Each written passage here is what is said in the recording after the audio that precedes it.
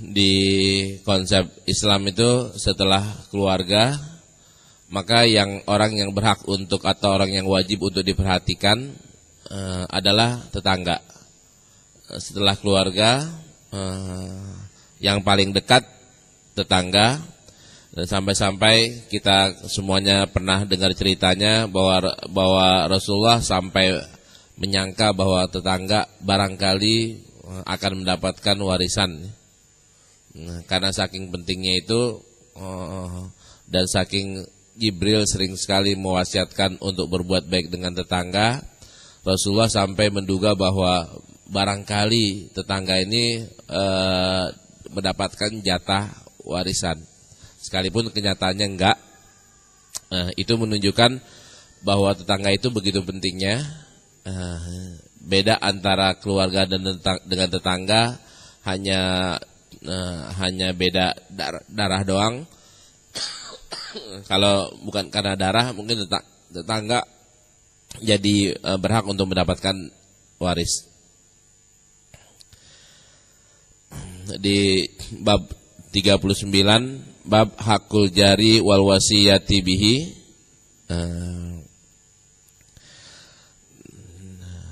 Imam Nawawi sebagaimana biasa mengawali dengan ayat Al-Qur'an.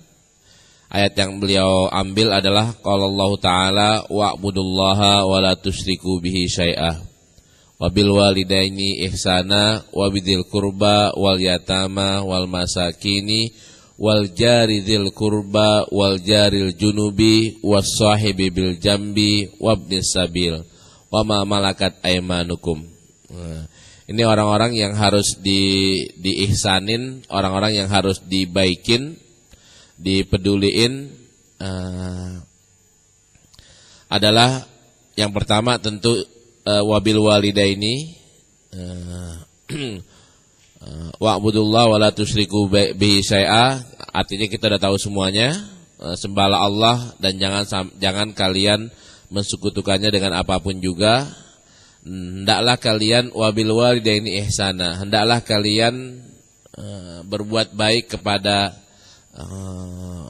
kedua orang tua, wabidil kurba, sanak famili, wal yatama, anak yatim, wal masakin. Di sini letak mahallus syahidnya, wal jaridil kurba, wal jaril junubi, was sahibi bil jambi. Itu sampai-sampai bukan cuma sekedar tetangga rumah, akan tapi juga tetangga duduk ya. Tetangga duduk juga harus mendapatkan perhatian. Minimal kita harus berbuat baik dengan tetangga duduk. Nah, wabnis sabil wa ma malakat aymanukum. Orang yang dikategorikan sebagai ibnu sabil kita juga harus ihsana. Wa ma malakat aymanukum juga kita harus ihsana. Kalau sekarang ini bukan berarti ini artinya adalah pembantu, bukan. Tapi kita bisa mengimplementasikannya kepada pembantu juga kita harus berbuat baik.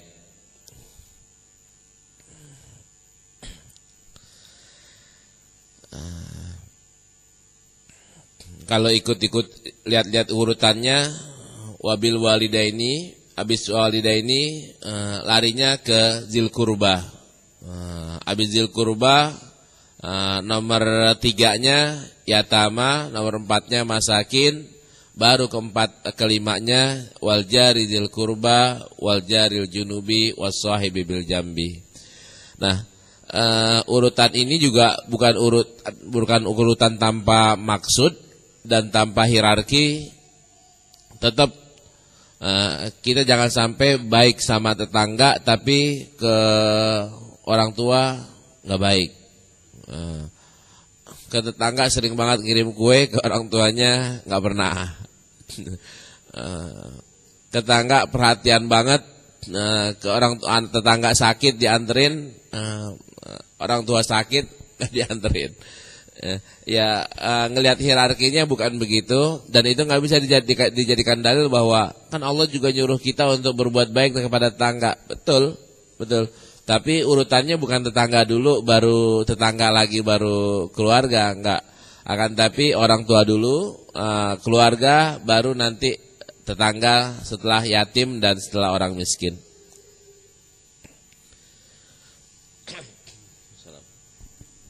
Nah, yang parah kan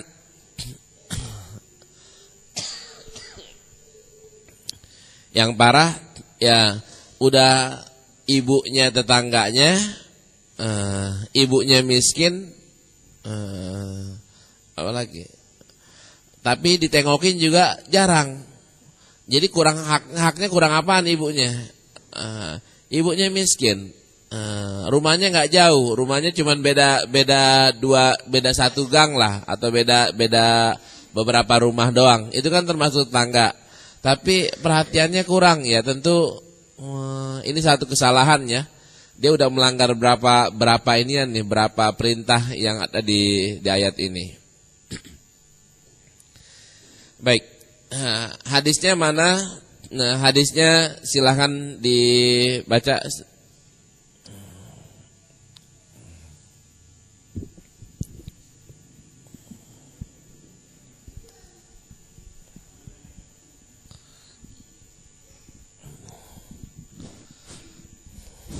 Bismillahirrahmanirrahim. Qala mu'alifu rahimahullah wa ani bani Umar wa Aisyah radhiyallahu anhuma qala Rasulullah sallallahu alaihi wasallam ma zala Jibrilu yusini bil jari hatta zanantu annahu sayuwarrisuhu muttafaqun alaih. Ya, ma zala Jibrilu yusini bil jari hatta zanantu annahu sayuwarrisuhu muttafaqun alaih. Baik, teman-teman sekalian, ketika baca Quran sama baca hadis itu bedanya penekanan baca hadis, penekanannya kepada makna, bukan kepada tajwid ya. Nah, akan tapi kepada makna. Panjang pendeknya tentu ada maknanya.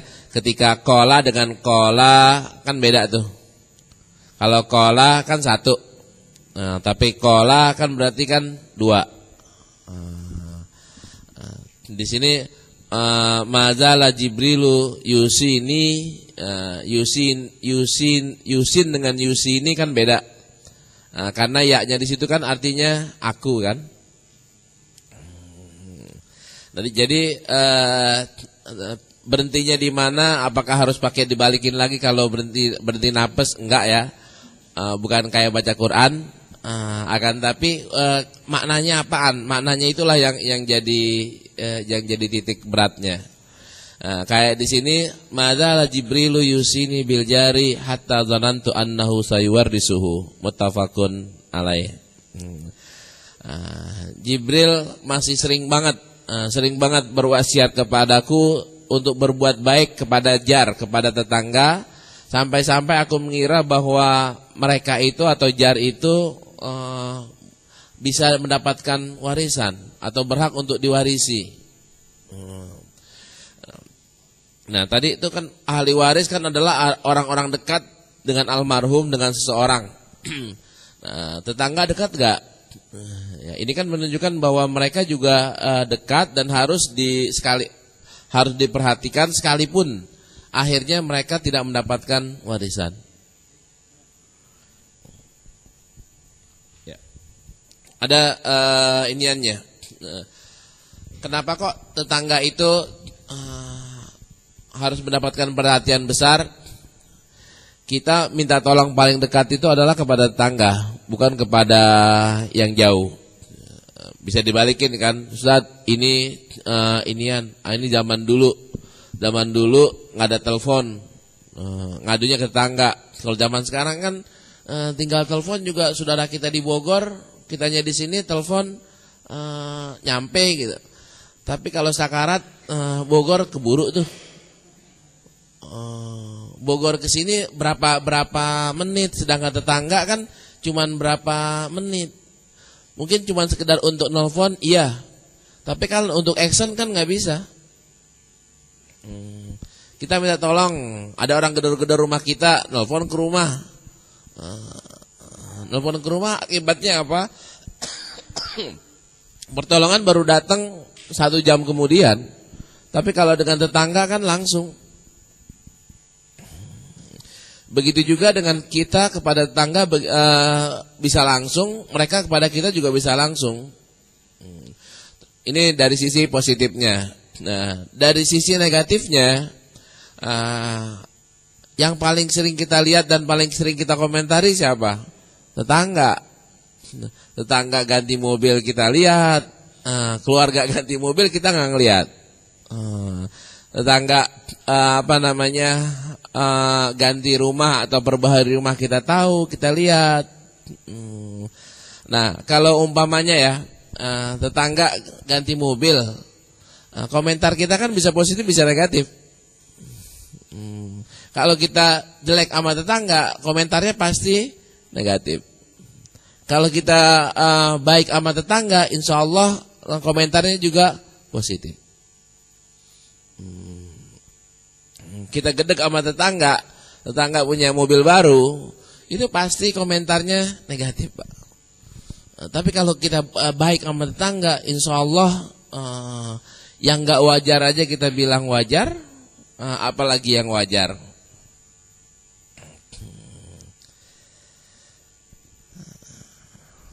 Ini hadis yang pertama. Hadis keduanya silahkan disambung, Ustaz. Ya.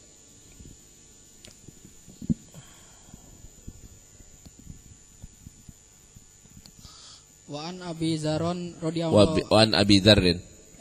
Wa an Abi Zarin radhiyallahu anhu qala Rasulullah sallallahu alaihi wasallam, ya Aba Zarin, idza tabahta marokotan fa aksir ma aha wa ta'ahada jironaka. Terus Wa fi riwayatin lahu an Abi Zarin qala inna holili sallallahu alaihi wasallam ausoni ida tobahta betul. Ida tobanta marokotan fa aksir ma aha marokon ya. Tuma ungzur ahla baitin min jiro nikah fa asibhum minha bima'rufin. Baik. Ini sering dipraktekin oleh orang-orang dulu dan jarang dipraktekin oleh orang-orang sekarang. Hadisnya sahih riwayat Imam Muslim dari Abu Dzar. Beliau berkata bahwa Rasulullah sallallahu alaihi wasallam bersabda, wahai Abu Dzar, wahai Abu Dzar, kalau ente bikin marokoh, kalau bahasa kita sering diartikan sebagai sop ya, atau rawon. Yang penting modelnya kayak begitu. Marokoh itu sayur dari daging. Itu marokoh. Kalau kita bikin sayur atau sayur yang enak ya, jangan kalau sayur asem bagi-bagi, sayur asem nggak usah dah. Tapi kalau misalnya sayur soto, sayur sop boleh bagi-bagi. Nah ini kalau ente pas bikin sayuran yang enak, faktir ma'aha, udah banyakin dikit airnya. Biar apa? Wa ta'ahad jironaka, biar tetangganya juga sekalipun ikannya cuma satu atau dagingnya cuma sepotong, tapi kuahnya banyak. Ini ternyata dipraktekin ya sama mahasiswa. Mahasiswa kalau makan apaan? Tahu tempe sama kuah semur. Nggak pakai gituan kan, dia nggak pakai semurnya, kuahnya doang. Ya waktu jadi mahasiswa kan kayak gitu. Minta ke tukang di warteg, makannya apa mas? Tahu, tempe, apalagi tuh, kentang, yang niannya kuahnya doang. Giliran ayam sama giliran daging apanya, kuahnya doang. Ternyata kuahnya enak, Pak. Jangan-jangan kan tetangga itu mungkin kuahnya banyak dari kita, yang lainnya dia makan apaan? Ya tahu tempenya dia bisa beli. yang iniannya, yang penyedapnya ya dari kita itu berupa airnya doang. Isinya cuma sedikit, airnya doang. Nah, di riwayat yang lainnya ini dipertegas lagi, idza tabah tamarokon fa'akthir ma'aha, ini sama ya. Sumbanzur ahla baiti min jironika. Kemudian mana nih tetangga-tetangga kita, pasibhum min habi ma'rufin. Bagi dah tetangga itu dengan kadar yang wajar. Ma'ruf kan artinya wajar, normal. Kata-kata sumbanzur ahla baitin min jironika, ini kan menunjukkan apakah yang dibagi itu cuma tetangga sebelah doang, anak sebelah lain.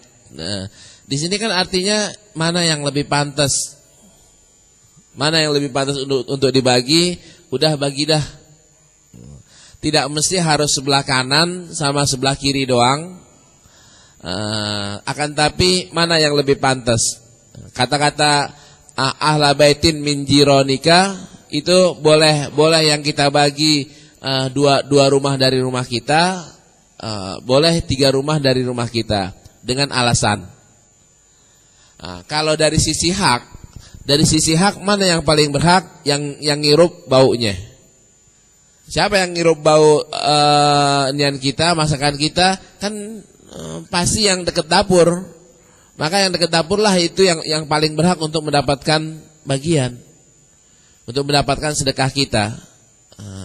Terus yang jauhan dikit gimana? Mungkin yang jauhan dikit jadi boleh kalau dari sisi ekonomi dia lebih berhak. Yang adilnya, yang ngendus baunya kita kasih, yang miskin mana, yang miskin kita kasih. Itu yang lebih afdol. Jironnya makna jiron hakiki dapat, dari makna jiron maknawi dapat. Makna jiron yang betul-betul dempet sama rumah kita dapat. Jiron yang emang perlu kita perhatiin karena faktor ekonominya itu juga kita dapat. Ngambilnya dari min jironika, nggak mesti harus yang betul-betul sebelah. Ini saya ingat dulu ibu saya sama tetangganya, ini rumah sebelah nih, itu selalu bagi-bagi tuh. Kalau umpamanya tetangga sebelah masakan yang enak aja tuh, itu ntar juga nyampe. Begitu juga ketika kita masak nih yang enak, ibu saya pasti nyampein ke tetangga sebelah. Karena beda banget sama tetangga yang sebelah sana. Dapur kita nih satu nih sebelah sini. Dapur kita satu sini, yang sering bagi-bagian sebelah sini. Kenapa? Karena ngendusnya sama-sama ngendus. Yang sebelah sono kurang diendus, kadang-kadang dibagi, kadang-kadang enggak. Kalau yang sebelah itu karena emang pasti nyium, pasti dibagi.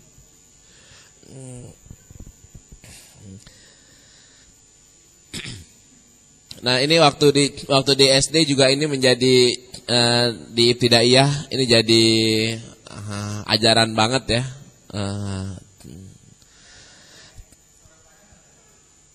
Kalau tangganya restoran Padang. Ya.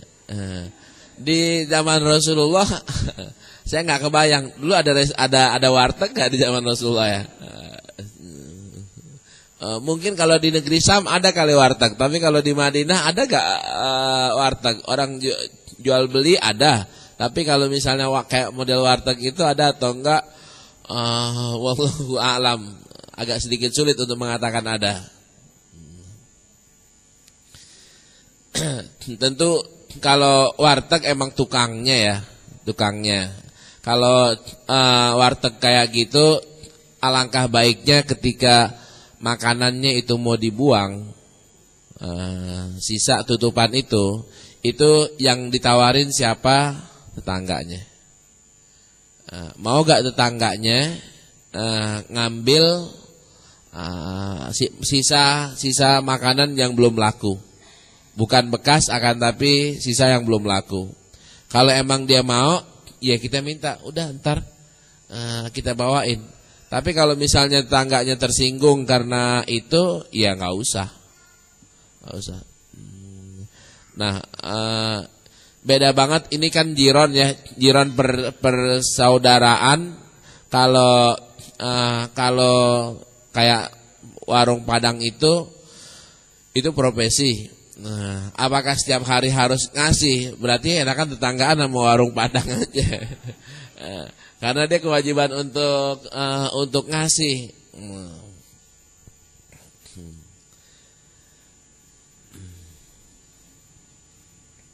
Ya.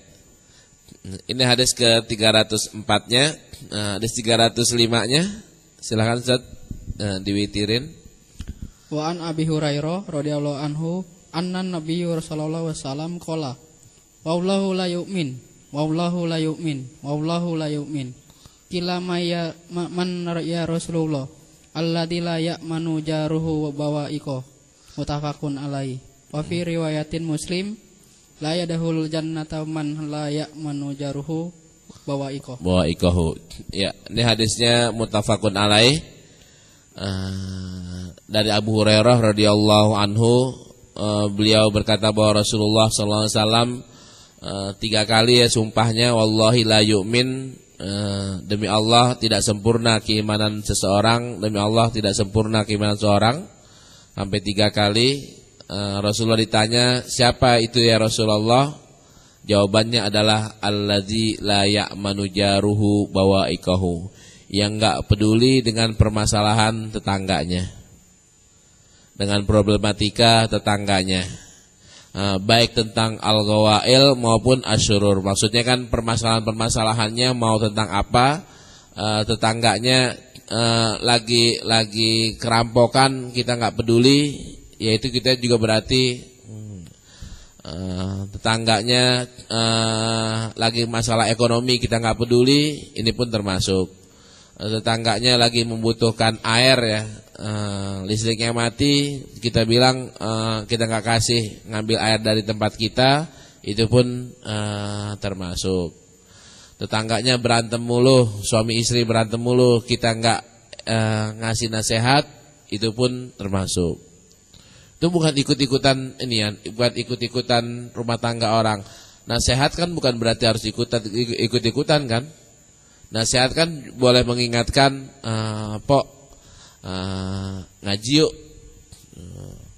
Ketika kita ngajak Pok ngaji yuk, mungkin di pengajian itu kita ngarepin ustadznya ntar pas pengajian ngomong soal masalah rumah tangga.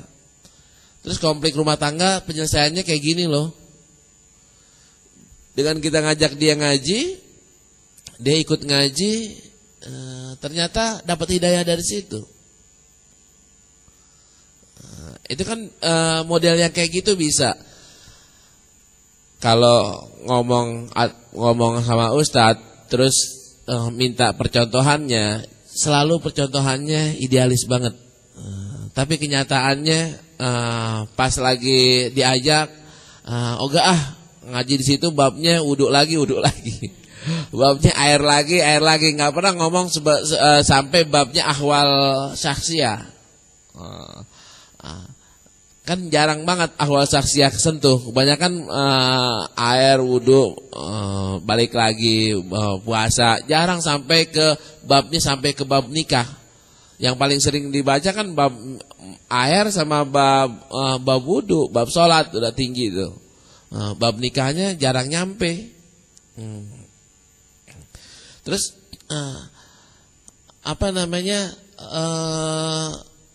contohnya enak-enak banget. Contohnya kebanyakan miracle ya. Sebagai contoh gini, kita nggak punya duit nih. Selalu contohnya Ustadz, kita ke masjid, habis assalamualaikum, tahu-tahu ketemu ada orang datang. Kayaknya gampang banget Ustadz. Ane berapa kali sholat nggak pernah datang tuh. Yang belum nikah nggak pernah datang, ada yang pakai jilbab. Yang duitnya belum cukup nggak pernah datang orang yang pakai Mercy. Apaan ya? Kalau kita bermain sama Allah, itu mainnya harus pakai main miracle, bukan main normal. Kenapa kok harus pakai mirek? Ya pakai yang nggak normal, pakai yang luar biasa. Karena Allah memang biasanya mainnya pakai yang luar biasa. Kalau Allah tuh mau menolong seseorang bikin kejutan, itu bukan pakai yang biasa, pakai yang luar biasa. Kalau kita mainnya pakai biasa, banyakan orang nggak merasa ada pertolongan. Waalaikumsalam. Bapak lagi nggak punya duit, tahu-tahu hari ini ternyata tanggal 1 jadi gajian. Gajian tahu-tahu jadi punya duit, itu dianggap miracle nggak? Enggak. Karena terima gaji biasa. Nah, harus pakai yang luar biasa biar lebih nendang. Ustaz Yusuf, saya minta ceramah di sini nih, di pendopo. Saya bilang, Ustaz, ini audiennya orang miskin nih. Antum mau ceramah sedekah ya tahu dirilah. Tahu diri, jangan dikira orang kaya. Contohnya juga jangan sedekah 1 miliar, jangan. Contohnya sedekahnya cuma 1 juta aja, 100.000. Nah, karena audiennya orang miskin. Beliau jawab gini, Ustaz, enakan ceramah orang miskin kalau buat sedekah. Kalau dipraktekin dia berasa. Kok berasa? Soalnya kan biasanya dapatnya cuma nih 1 juta gitu. 1 juta buat orang miskin berasa tuh. Kalau sama orang kaya disedekah 110.000, 1 juta dapat balasannya 10 juta. 10 juta buat dia nggak berasa. Padahal udah diganti sama Allah, disedekah nih 1 juta, diganti 10 juta. Buat orang kayak Ical gitu, itu berasa gak 10 juta? Kagak. Buat Khairul Tanjung nggak berasa 10 juta. Mendingan buat orang miskin balasan dari Allah 1 juta aja udah berasa. Ya, akhirnya benar juga. Dan kita mainnya sama Allah, semuanya kita yakin ya, semuanya dari Allah. Yang kecil dari Allah, yang gede juga dari Allah. Tapi otak kita lebih sering mengatakan yang kecil dari kita. Yang kecil adalah dari usaha kita. Yang gede baru dari Allah. Padahal sebenarnya kan yang kecil dari Allah, yang gede juga dari Allah. Nah, biar berasa itu Allah biasanya nunjukin pakai yang gede. Ntar jadi kelihatan saat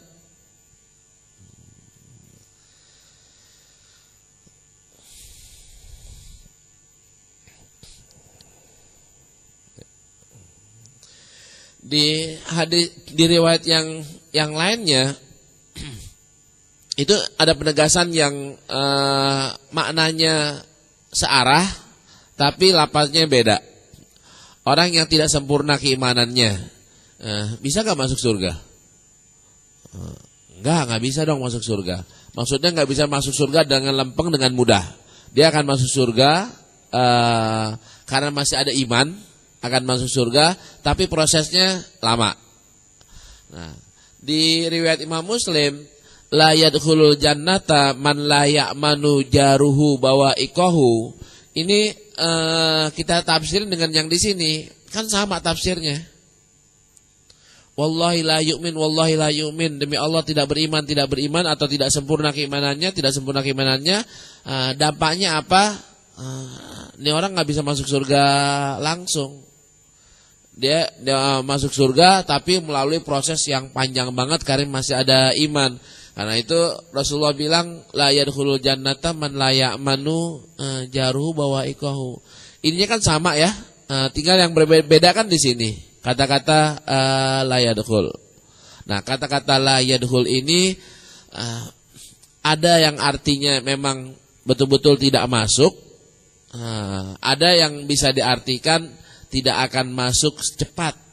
Tidak akan masuk cepat orang-orang yang layak manjaruhu bawa'iqahu. Kalau dia beriman tapi dia tidak peduli dengan tetangganya, termasuk kayak gini, dia masuk surga gak? masuk. Ini hitopnya kepada siapa? Hitopnya kan kepada orang mukmin. Kalau hitopnya itu kepada orang kafir, ente mau baik sama tetangga juga nggak bakal masuk surga. Ente mau baik nih, ini orang kafir, ente mau baik sama tetangga, sebaik-baik apapun tetap nggak bisa masuk surga, terhalang oleh kekufurannya. Nah, orang mukmin dia menjadi penghambat dia untuk masuk surga kalau dia nggak baik sama tetangganya, dia nggak peduli sama tetangganya. Nah, terjemahannya jadi ke situ. Nanti kita ngelihat lagi hadis-hadis kata-kata layadhul. Biasanya layadhul jannah atau layadhulun nar. Kalau emang mau takkid nanti ada kata-kata lan. Tidak akan. Lan. Biasanya di ujungnya kalau dia buat orang Islam, lan ujungnya pasti hatta.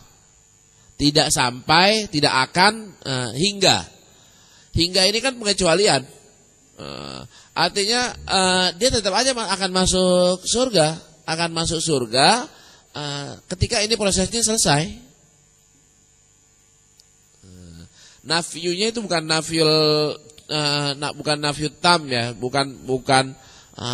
bukan selama-lamanya nggak akan. Akan tapi mereka nggak segera masuk ke surga kalau permasalahan ini belum selesai. Nah, pesannya buat kita apaan? Pesannya buat kita, kalau emang kita nih kepengen masuk surga, salah satu yang harus kita amalin berbuat baik sama tetangga. Paling gampang berbuat baik sama tetangga apaan? Kirimin marokoh tadi tuh, kirimin sop gampang, dan sekarang nih lebih gampang lagi, telepon aja delivery, kirim tetangganya.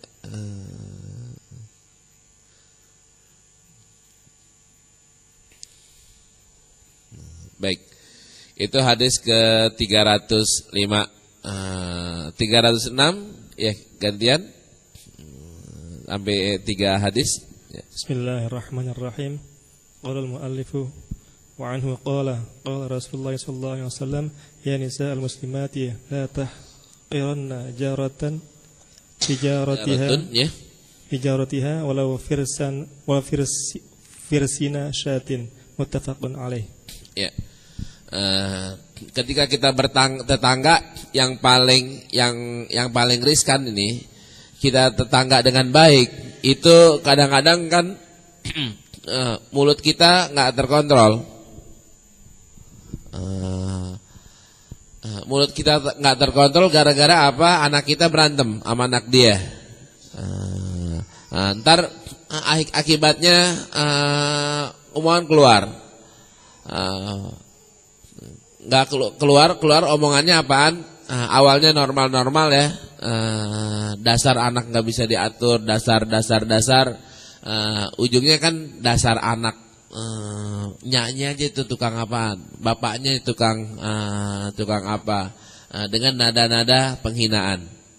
Nah, siapa yang biasa berantem? Bapaknya kan jarang berantem sama tetangga. Yang paling sering berantem sama tetangga ibunya. Walhasil nida di sini atau panggilan di sini atau wasiat di sini itu ke siapa? Ke perempuannya. Ya nisa'il muslimat. Ya nisa'il muslimat. Wahai ibu-ibu rumah tangga muslimah, la tahqiranna jaratun. Janganlah kalian seorang tangga menghina tetangga lainnya. Janganlah seseorang tetangga menghina tetangga lainnya, walau firsina syatin, walau tetangganya itu tukang peras susu syat itu kambing. Walau dia statusnya Bahasa kitanya, oh udah jarang, udah nggak ada nih Ustaz yang kayak gini. Kalau bahasanya walau dia cleaning service, walau dia penyapu, petugas kebersihan, walau dia apalah tukang beca, walau dia bla bla bla, silakan ambil contoh pekerjaan yang dianggap orang rendah, itu tetap nggak boleh dihina.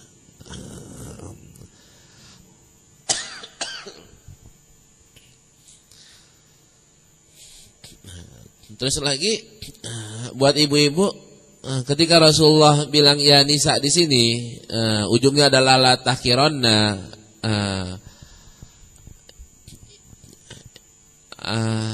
penyakit perempuan kan sering omongannya ya, omongannya yang nggak bisa direm. Ini maaf nih ibu-ibu, udah emang dari sononya kayak begitu Bu. Nah, tinggal kita bisa ini gak? Kalau ada seorang istri mulutnya bisa dikontrol dengan baik, itu dia udah separuh lulus itu. Nah, karena kebanyakan ngomongnya nggak susah dikontrol. Kita lihat kayaknya kalem, tahu-tahu pas ngomong nyerocos juga ya kata gitu. Ngomong nyelkit juga. Nah ini tabiatnya kebanyakan perempuan kayak begitu. Karena itu Rasulullah kan ngerem ya, ngerem. Nah remannya salah satunya adalah mereka kayak gini. Bupati sama Pak Bupati itu galakan mana Pak? Galakan Bupati daripada Pak Bupati. Istrinya Bupati sama bapak Pak Bupati, Pak Gubernur dengan Ibu Gubernur, galakan mana? Galakan Wakil Gubernur. Bukan gubernurnya nggak galak, Wakil Gubernurnya galak banget. Nah, begitu juga dengan duta besar ya. Duta besar banyak banget. Saya berapa kali hidup dengan beberapa duta besar di negara sana. Itu banyak banget yang ibunya lebih cerewet, lebih sok ngatur, lebih sok berkuasa ketimbang bapaknya. Dan belagunya lebih banyak belagu ibunya ketimbang suaminya. Karena itu Rasulullah nih pasang ini banget nih, pasang rem banget. Ini penyakitnya perempuan. Penyakit laki-laki ada Bu, bukan kita mendiskreditkan, enggak.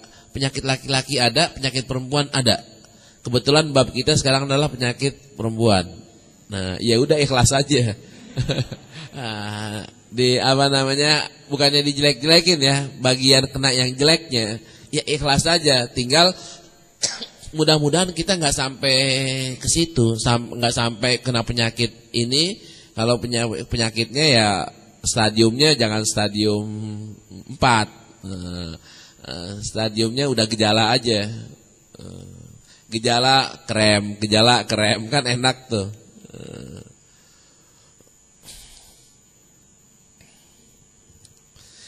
Itu 306 ya.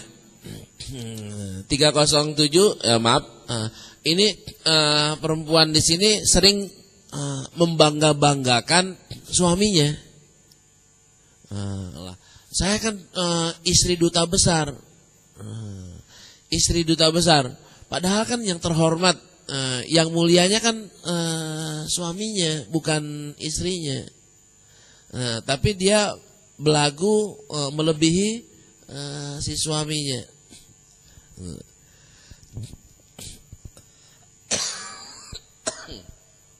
Baik, silakan disambung Ustaz. Bismillahirrahmanirrahim.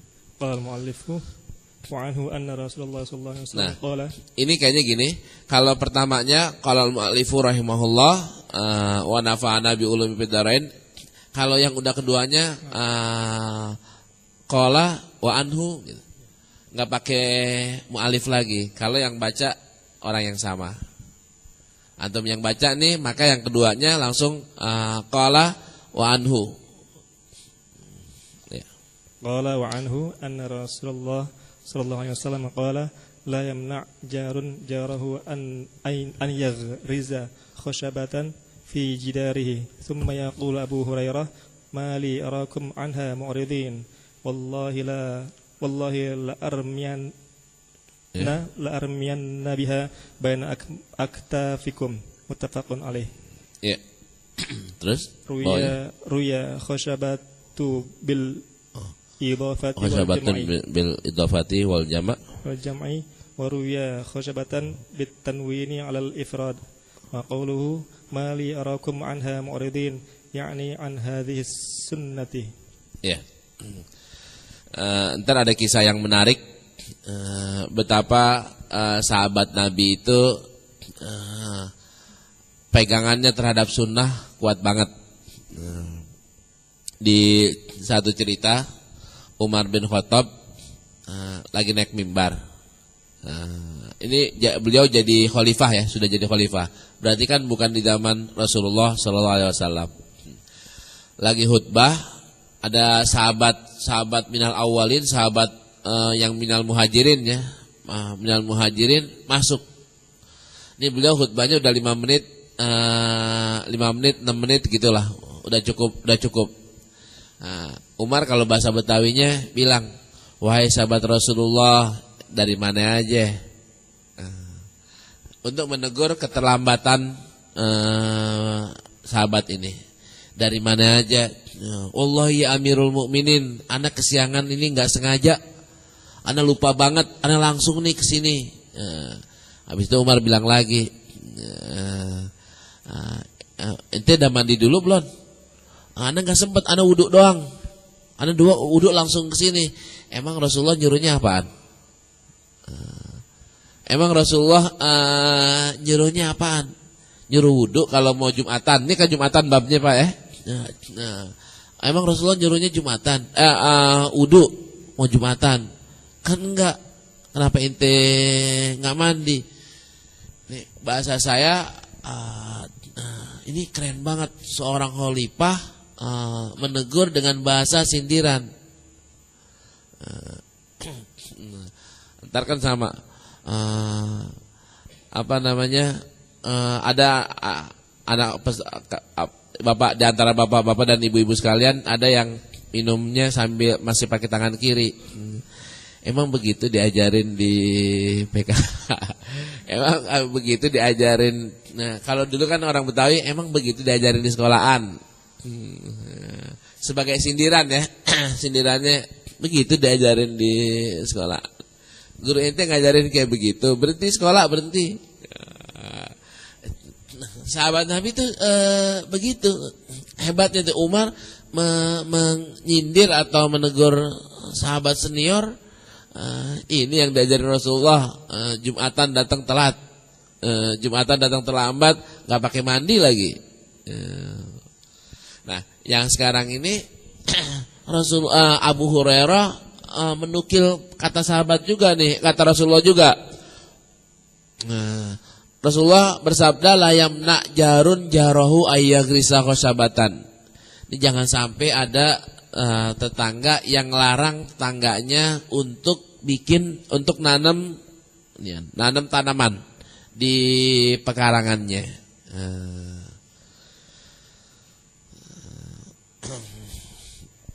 Sumayakulu ya ini dia. Jangan sampai ada tetangga ngelarang tetangga lainnya untuk nanam tanaman di pintu pagarnya, di pembatas antara tanah dia dengan tanah tetangganya. Nah, nanti kan ini kalau pohonnya pohon duren gimana? Ntar anak kita punya anak kecil, dia udah gak punya anak kecil. Nah, kalau ntar jatuh sakit gimana? Nah, terus ada lagi, kalau nanamnya pohon asem, kan capek tuh ininya, nyapunya. Masa kita nggak boleh ngelarang?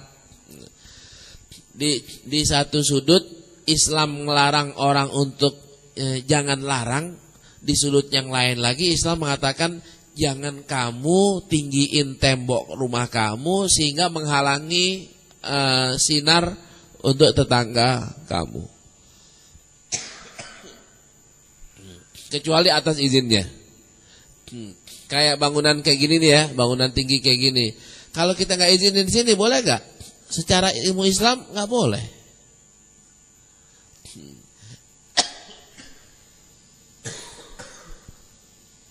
Ibu silakan ke London atau ke Hong Kong atau ke Australia.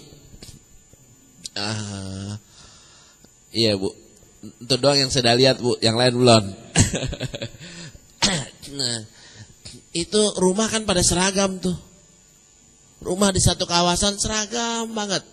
Rumah modelnya kayak gitu, itunya kayak begitu, itunya kayak begitu. Yang satu tingginya satu tingkat semuanya. Nggak ada yang tingginya 2 tingkat. Yang giran 2 tingkat semuanya 2 tingkat. Yang giran 3 tingkat semuanya 3 tingkat. Satu kawasan semuanya 3 tingkat. Kita nih kemarin inian mau di Sydney mau bangun 2 tingkat, sebelahnya nggak setuju, nggak keluar izinnya. IMB-nya nggak bakal keluar.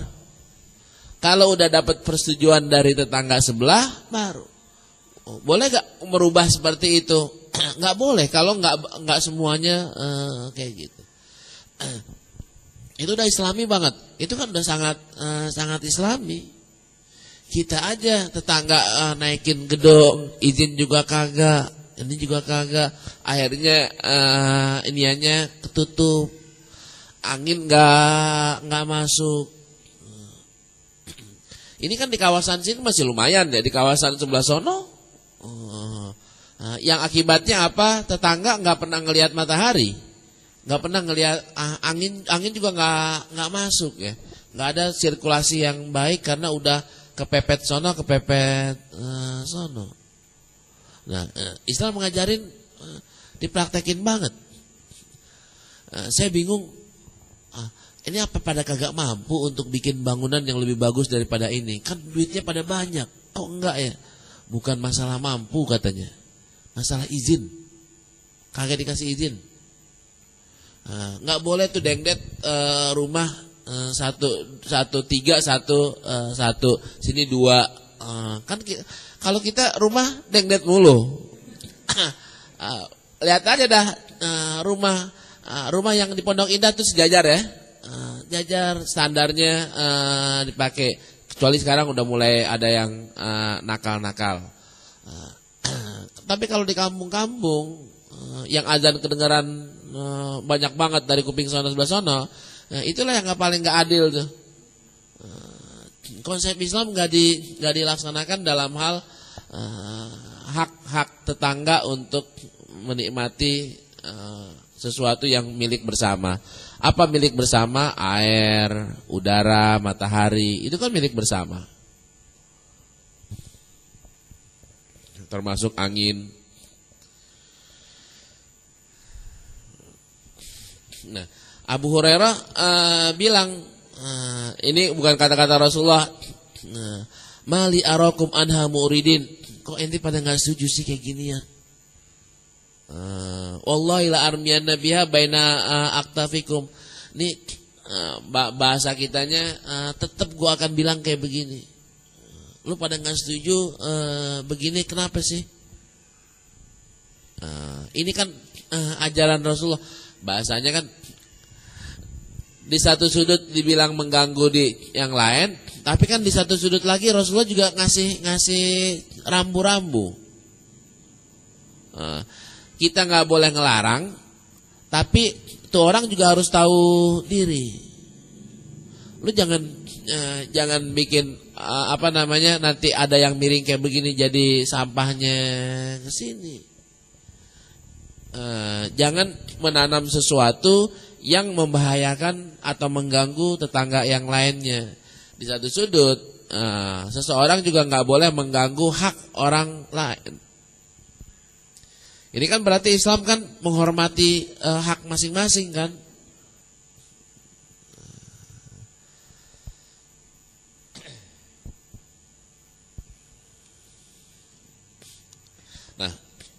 Kalau ini mau diterjemahin secara lebih letterlek lagi, ini tembok ya, tembok. Tembok ini yang bangun tetangga. Tembok ini, ini bagian sebelah kita. Boleh gak kita taruh hiasan di situ, sehingga bagian rumah kita cakep banget. Ini tembok punya siapa? Belahan rumah siapa? Tembok dia yang bangun. Tapi kan belahan kita. Kalau umpamanya temboknya dia bangun dibiarin temboknya berantakan ya, nggak diaci. Bagian sebelah sono diaci, bagian rumah dia diaci, bagian rumah belahan kita nggak diaci. Ini zalim nggak? Kenapa?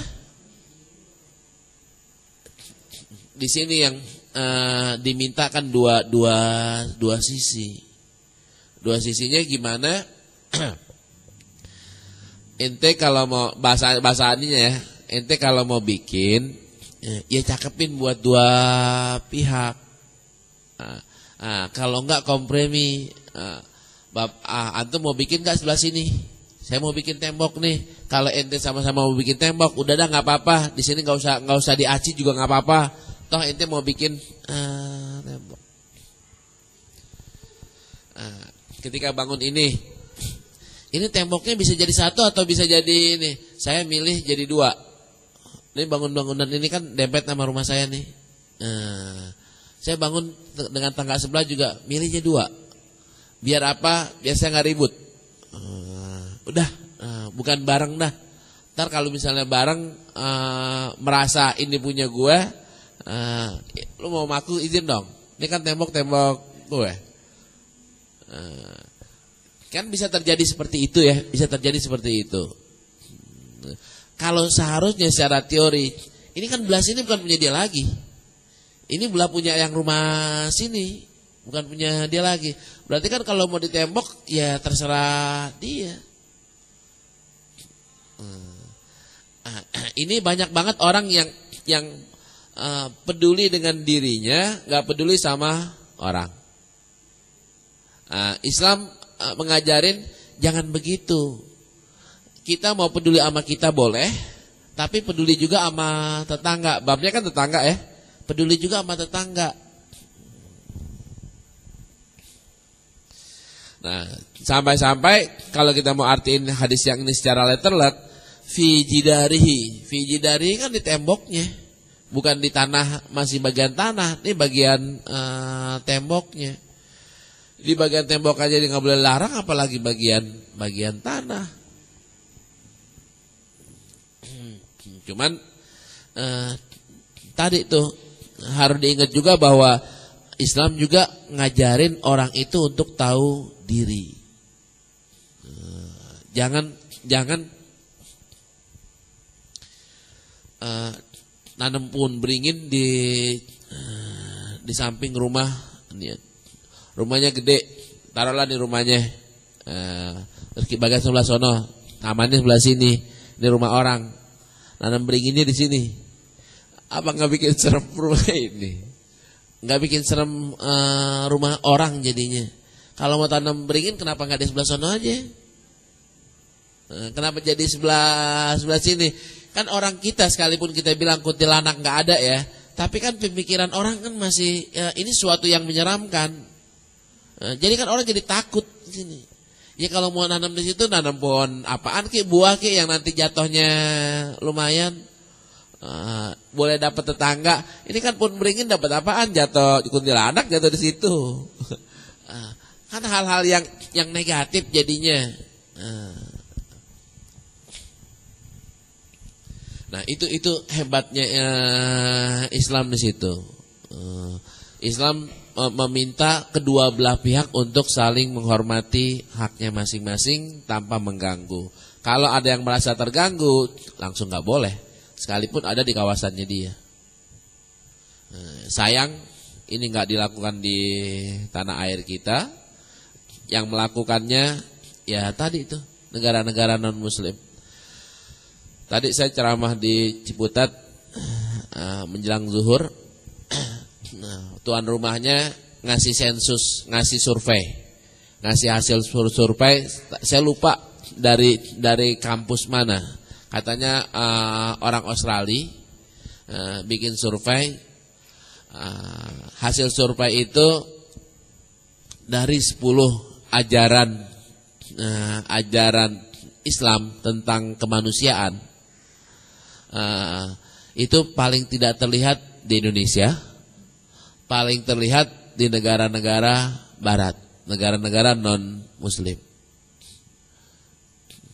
10 ajaran yang bau kemanusiaannya kuat ya. Dan ini diajarkan oleh Islam. Dalam prakteknya ini diajarin, dipraktekin di 10 negara non-muslim, tapi tidak dipraktekin di 10 negara muslim. Jadi lucu banget. Dan kata survei yang dibikin itu, di Indonesia umat Islamnya yang kalau kita mau bilang 82 ke 85 ke yang melaksanakan sholat 5 waktu hanya 30%. 30% atau 5% tadi dia bilang. Mungkin maaf. Sorry. 30% yang masih dibilang Islamnya lumayan. Dari yang lumayan itu hanya 5% yang melaksanakan sholatnya full 5 waktu. Yang 30%-nya itu sholatnya ya maghrib kadang-kadang iya, kadang-kadang enggak. Zuhur iya, asar enggak, subuh enggak gitu. Sholatnya masih sholat tapi bolong-bolong. Yang lempeng itu cuman 5. Tentu ini sampel ya. Sampel boleh dipercaya dan boleh tidak.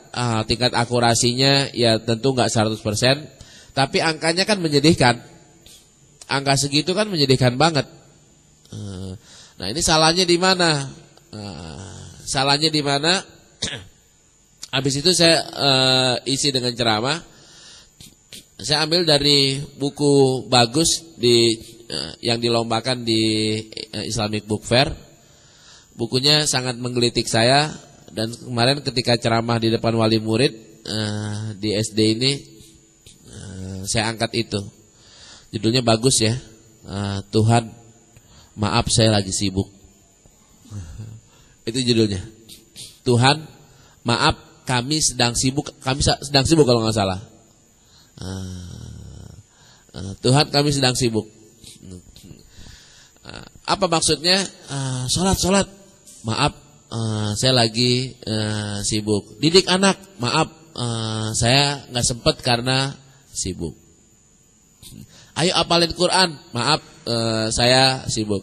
Ayo apalin hadis. Maaf, saya sibuk. Apalin hadis 1 aja ke apal-apal. Alasan apaan? Maaf, saya sedang sibuk.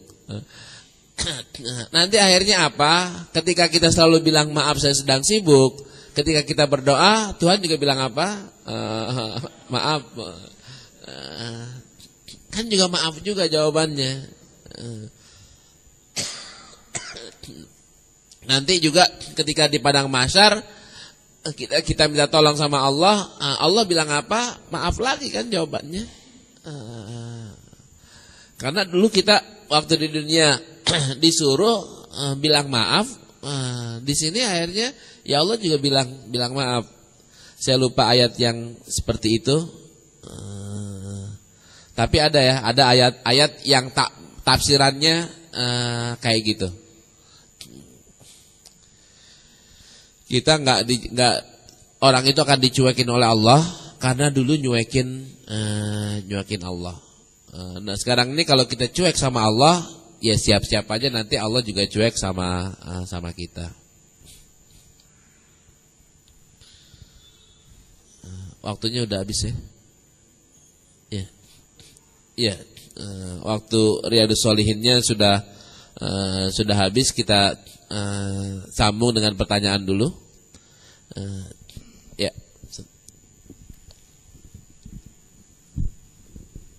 Assalamualaikum warahmatullahi wabarakatuh, Ustaz. Waalaikumsalam. Saya mau nanya, Tat.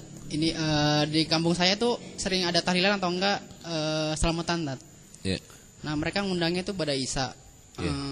Terus biasa pembacaan Al-Qur'an, terus bacaan Maulid gitu, tapi ada hadrohnya. Ya.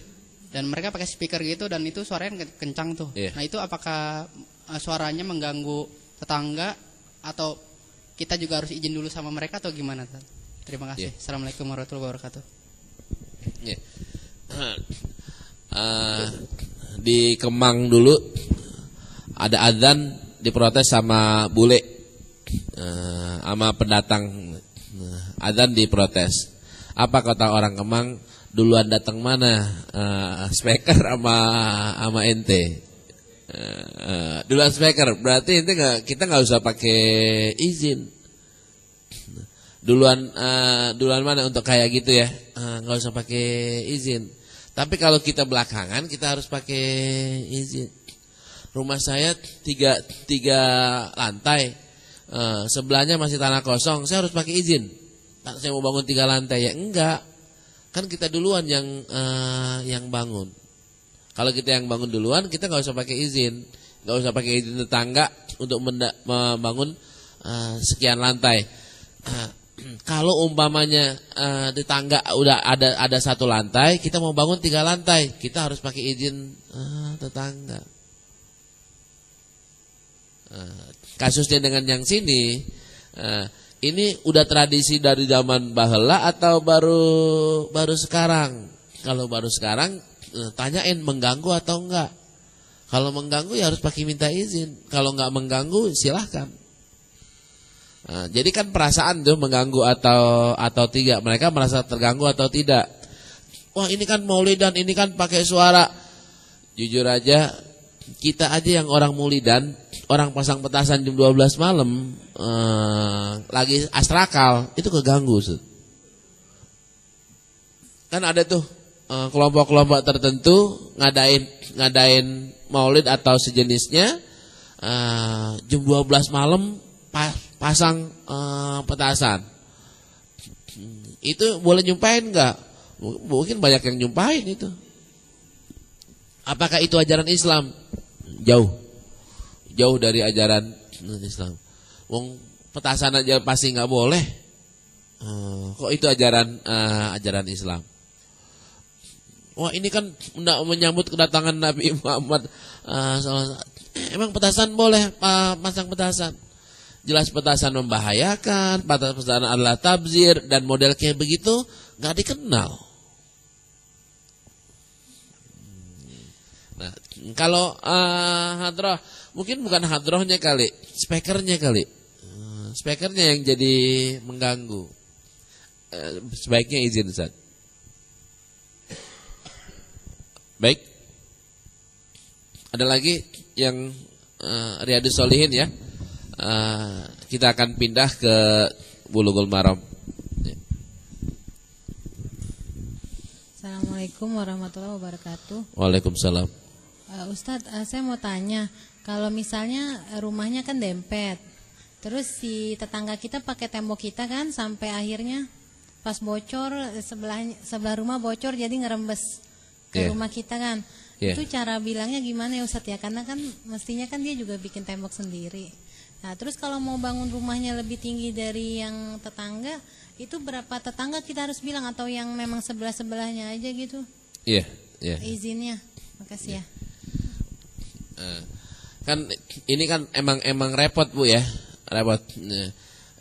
Yang diminta kan yang mengganggu betul ya, mengganggu betul tetangga sebelah kan. Ketika kita bikin 2, tetangga kita masih 1. Apalagi kita bikin 3, tetangga masih 1. Ini kan pasti ketutup tuh. Sinarnya akan ketutup. Itu merugikan atau tidak? Merugikan. Saya lupa bilang di Malaysia nggak boleh, Zat. Di Malaysia kita bangun rumah baru dengan ketinggian yang berbeda dengan rumah sebelah, itu nggak akan keluar izinnya. di kita doang yang izinnya keluar. Ya. Negornya kayak gimana? Di kita susah, Bu. Susah. Harusnya kan sama-sama mengerti ya. Yang tadi kan yang diminta kedua belah pihak. Kita boleh ngingetin dia, dia juga harusnya sadar. Islam itu kan banyak banget minta kesadaran kan. Hakul jiron ini, umpamanya tadi. Kita masak sate yang baunya ngambreng ke sebelah. Kita nggak bagi ke tetangga, boleh nggak? Nggak, kita nggak bagi kepada tetangga, boleh atau tidak? Pertanyaannya, boleh atau tidak? Pasti ada yang jawab nggak boleh, mimiknya ada yang jawab nggak boleh, ada yang mimiknya juga jawab boleh. Masak kita bakar sate, asapnya kan pasti kebul kemana-mana. Kita nggak bagi tetangga, boleh atau tidak? Bagian di sini kan boleh sebenarnya. Kita boleh nggak bagi tetangga. Cuman kita dituntut atau disarankan, dianjurkan bagilah tetangga.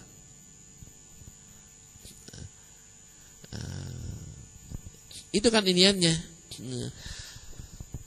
Di satu sudut kita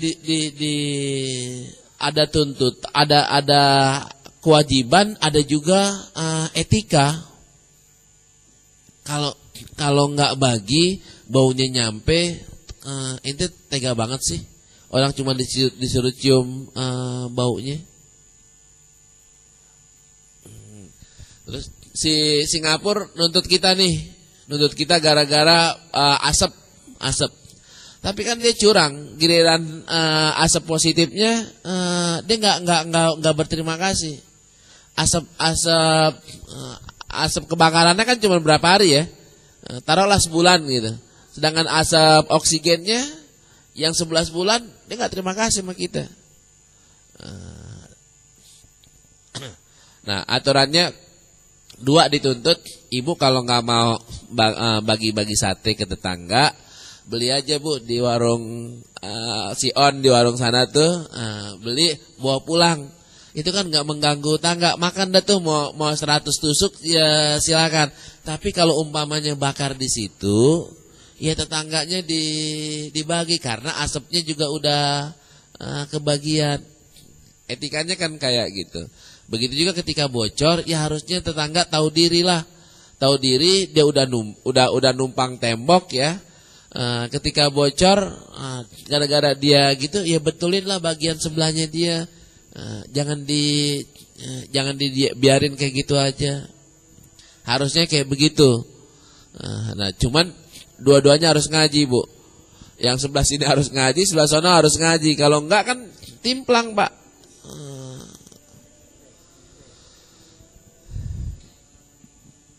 Baik. Itu mungkin jawaban singkat saya.